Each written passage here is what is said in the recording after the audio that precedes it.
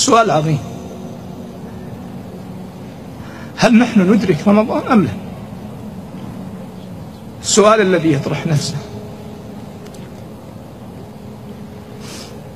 هل أنت تدرك رمضان أم لا؟ وإن أنعم الله سبحانه وتعالى علينا أن ندرك رمضان، فينبغي لنا أن نستغل رمضان بحذافيره،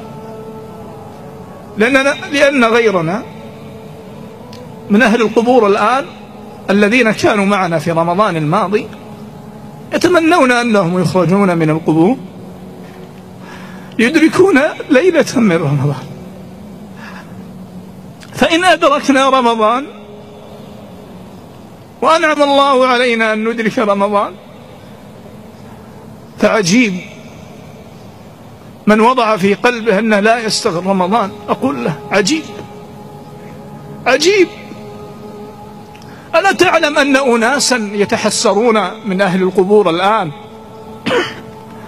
يتحسرون في ليلة أضاعوها من ليالي العمر، فما بالك في ليالي رمضان، ليالي عظيمة عظيمة عظيمة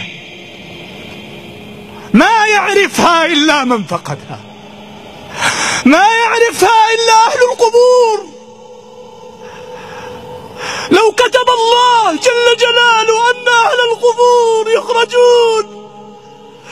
يخرجون لقالوا لكل واحد منا الآن: لا تضيع ثانية من رمضان، ليس يوما ولا يومان ولا ثلاثة ولا 4 ولا 5، ثانية من رمضان، لأنهم عظموا هذا الشهر المبارك. وقبل أن يعظموا هذا الشهر